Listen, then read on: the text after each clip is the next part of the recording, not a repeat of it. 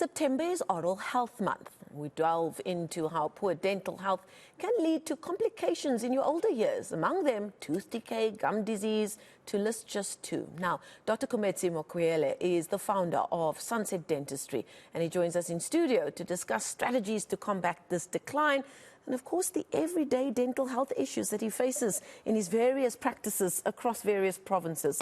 Dr. K, I believe that's how you're known on the social media streets. Thank you so much for joining us this evening. You know, I get the sense when I was preparing for our conversation that when it comes to dental or oral health, it's something that people worry about when it's a little bit too late. Is that your experience as well?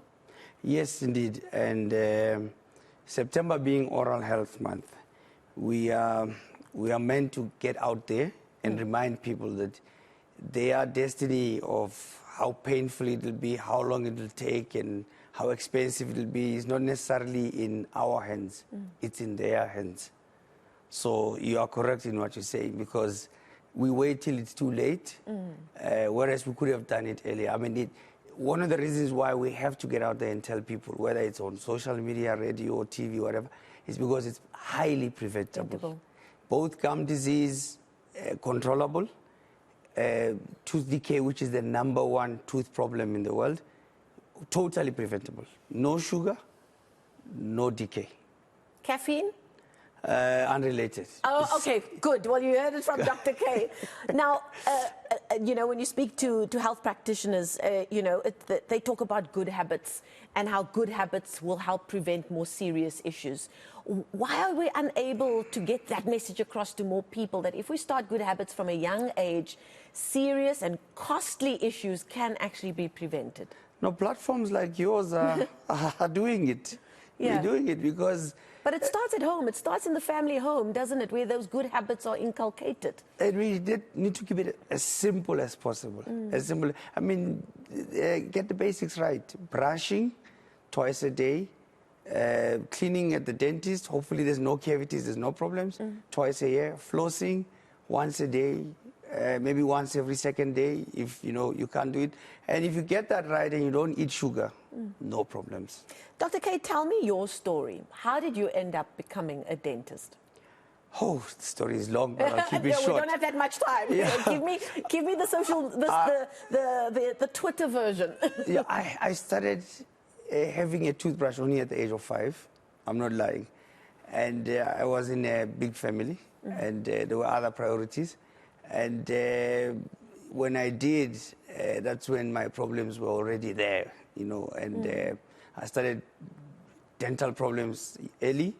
I ended up at vets. I was doing IT, and I went to dental school to just continue removing my teeth. So you started by fixing computers and you ended up fixing teeth? Oh, I hadn't even started, but I was looking forward to the IT bubble, but that's another story for another day.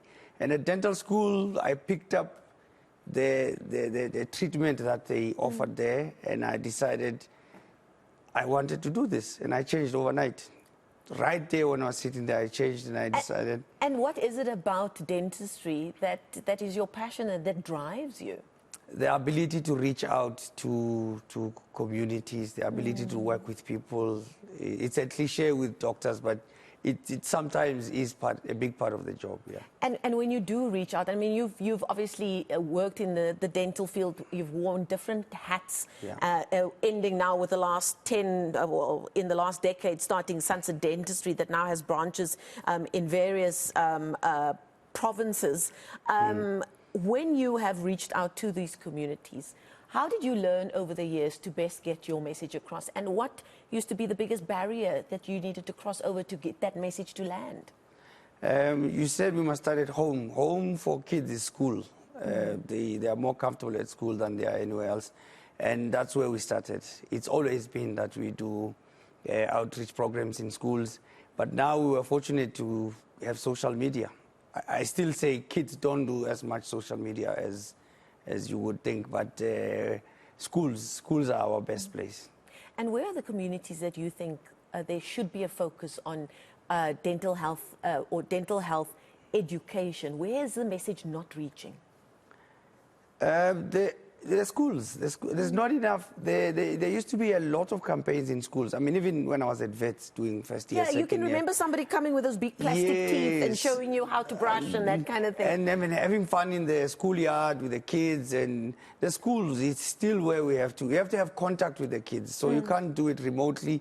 Social media, you won't reach. You can reach the parents, but you won't reach the kids. So the schools. Now, we spoke about in our introduction tooth decay and gum disease being major issues. Are those the biggest problems that you have to help your patients with later on in life? And do you sometimes want to pull out, I was going to say pull out your hair, because it could have been prevented if they had just taken care of themselves earlier in life? Simplest one with tooth decay. It's the most common one, causes pain, toothache, and people end up removing their teeth when they get very desperate. But I'll tell you one interesting fact about gum disease that I saw running around in the media for Oral Health Month, that gum disease can actually disturb conception of babies in many different ways.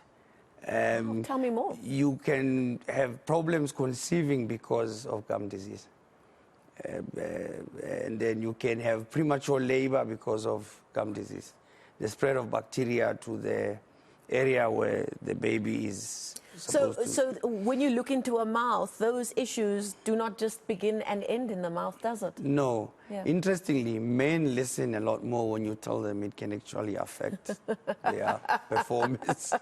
Well, we'll take your word for it. We're going to have to end our conversation there. But just quickly before I let you go, somebody might be watching now and that perhaps they haven't been being good about going to the dentist once a year for a good clean and that kind of thing. If you tell somebody these are the 3 things you need to do to take care of your teeth, even if you're only in your 20s and you're starting to take care of it now, what should they be doing? Simple toothpaste, soft toothbrush twice a day, floss every day or every second day, and visit your dentist or dental practitioner twice a year. And avoid, what did you say we must avoid? Sugar. Sugar. That's it. Yeah. Fantastic. You heard it here first from Dr. K, the founder of Sunset Dentistry. You can go online to find them. They've got offices, I think, in 8 locations right now, even in Belito, I believe. Yeah, in Durban, yeah. Business must be good. Thank you so much. I wish. Well, hopefully now more people will get out there and have their teeth seen too. Thank you so much for your time this evening. We really do appreciate it. Thanks for having me. It is September, Oral Health Month. And if you haven't done so this year yet, go to the dentist to have your once-a-year checkup. You might be surprised what they find.